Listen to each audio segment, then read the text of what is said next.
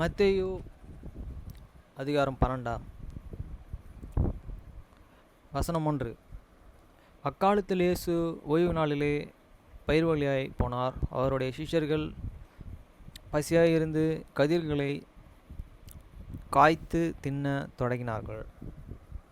வசனம் 2. பரிசேயர்கள் அதை கண்டு அவரை நோக்கி, இதோ, ஓய்வு நாளிலே செய்யத்தக்கதை உம்முடைய சீஷர்கள் செய்கிறார்களே என்றார்கள்.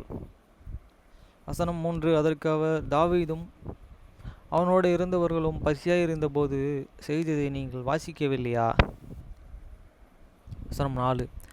அவன் தேவனுடைய வீட்டிலே பிரவேசித்து ஆசாரியர் தவிர வேறு ஒருவரும்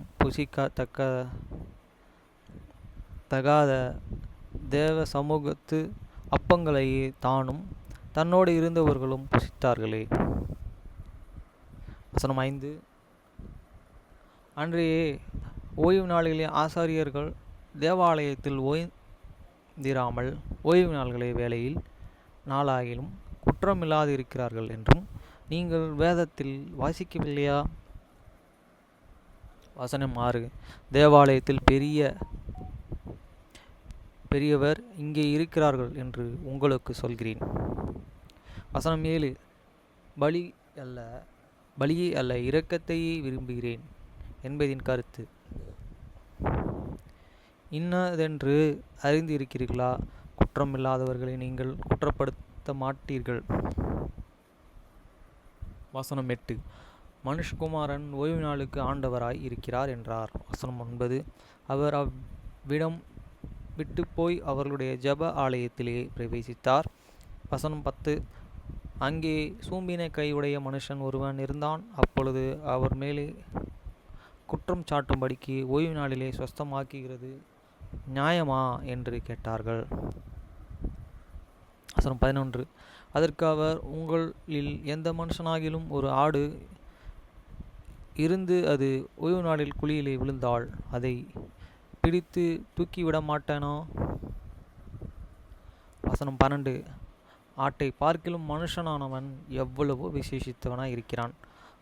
ஆதலால் ஓய்வு நாளிலே நன்மை செய்வதோ நியாயந்தான் என்று சொன்னார். வசனம் 13. பின்பு அந்த மனுஷனை நோக்கி, உன் கையை நீட்டு என்றார். அவன் நீட்டினான். அது மறுக்கையைப் போல சொஸ்தமாயிற்று. வசனம் 14. அப்பொழுது பரிசேயர் வெளியே போய் அவரை கொலை செய்யபடி அவருக்கு விரோதமாய் ஆலோசனை பண்ணினார்கள். வசனம் 15. இயேசு அதை அறிந்து அவ்விடம் விட்டு விலகி போனார். திரளான ஜனங்கள் அவருக்கு பின் சென்றார்கள். அவர்கள் எல்லோரையும் அவர் சொஸ்தமாக்கி. வசனம் 16. தம்முடைய பிரசித்தம் பண்ணும்படி அவர்களுக்கு கண்டிப்பாய் கட்டளையிட்டார். வசனம் 17. ஏசாயா தீர்க்கதரிசியினால் உரைக்கப்பட்டது நிறைவேறும்படிக்கு அப்படி நடந்தது. அவன் உரைத்ததாவது. வசனம் 18. இதோ, நான் தெரிந்து கொண்ட என்னுடைய தாசன், என் ஆத்மாவுக்கு பிரியமாயிருக்கிற என்னுடைய நேசன். நான் ஆவியை அவர் மேலே வர பண்ணுவேன். அவர் புறஜாதிகளுக்கு நியாயத்தை அறிவிப்பார். வசனம் 19. வாக்குவாதம் செய்யும் மாட்டார், கூக்குரலிட மாட்டார், அவருடைய சத்தத்தை ஒருவனும் வீதிகளிலே கேட்பதும் இல்லை. வசனம் 20. அவர் நியாயத்திற்கு ஜெயம் கிடைக்க பண்ணுகிறவராயிருக்கும். நெறிந்த நாணலை முறியாமலும் மங்கிய எரிகிற திரியை அணையாமலும் இருப்பார். வசனம் 21. அவருடைய நாமத்திலே புறஜாதியர்கள் நம்பிக்கையாயிருப்பார்கள் என்பதை. வசனம் 22. அப்பொழுது பிசாசு பிடித்த குருடும் ஊமையுமான ஒருவன் அவரிடத்தில் கொண்டு வரப்பட்டான். குருடும் ஊமையுமானவன் பேசவும் காணவும் தக்கதாக அவனை சொஸ்தமாக்கினார். வசனம் 23. ஜனங்கள் எல்லோரும் ஆச்சரியப்பட்டு, தாவீதின் குமாரன் அவர்தானே என்றார்கள்.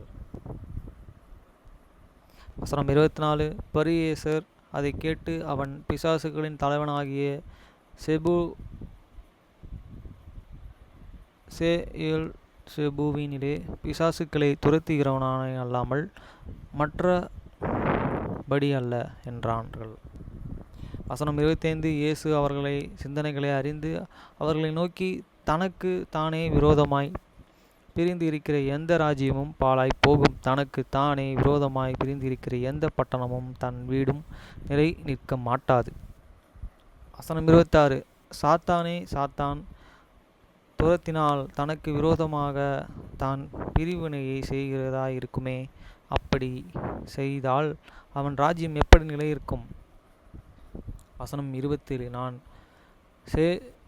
பெயல்செபூவினிலே பிசாசுக்களை துரத்தினால் உங்கள் பிள்ளைகள் அவைகளை யாராலே துரத்துகிறார்கள்?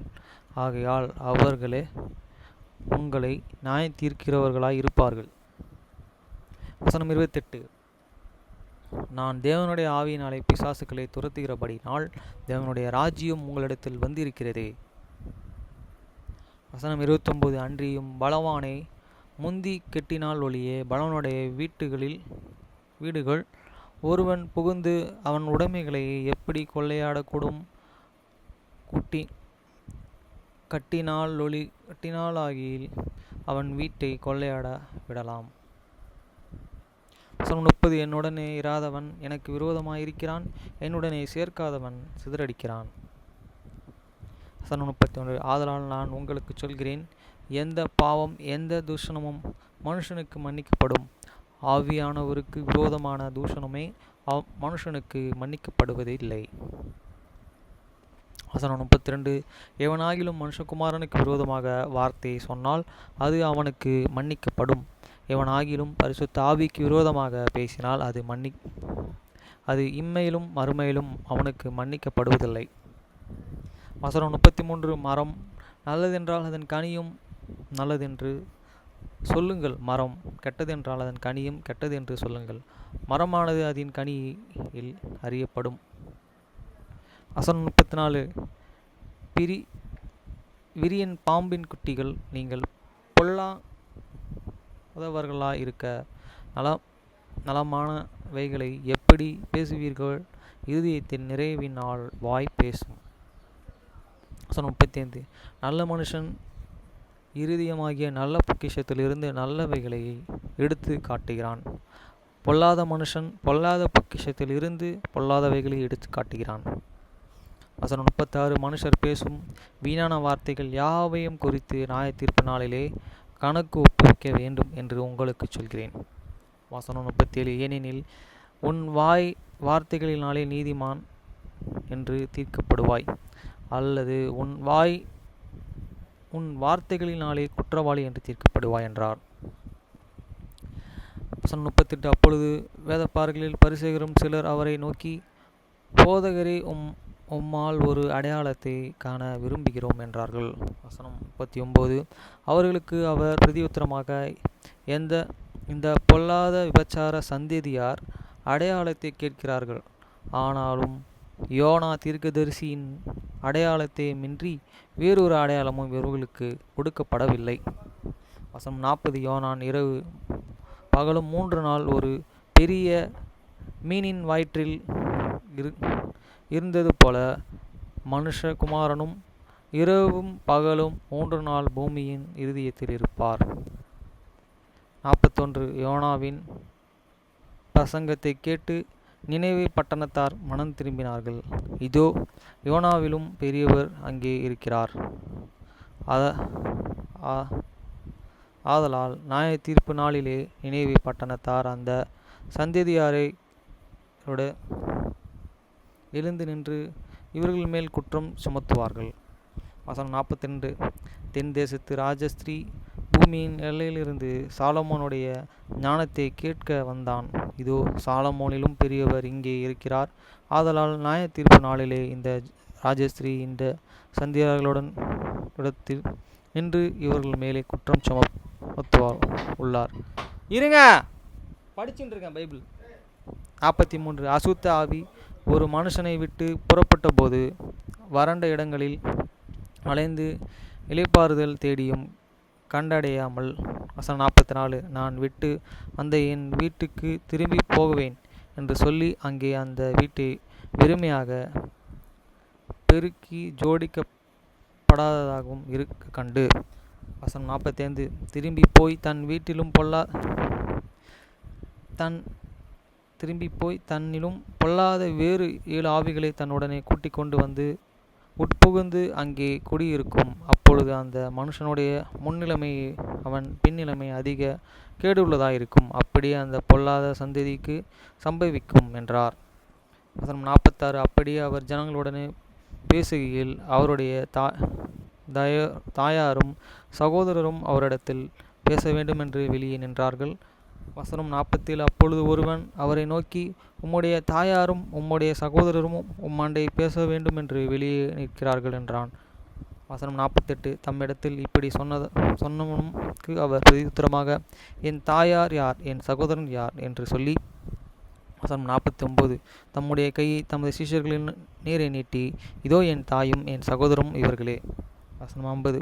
பரலோகத்தில் இருக்கிற என் பிதாவின் சித்தத்தின்படி செய்கிறவன் எவனோ அவனே எனக்கு சகோதரனும் சகோதரியும் தாயுமாயிருக்கிறான் என்றார்.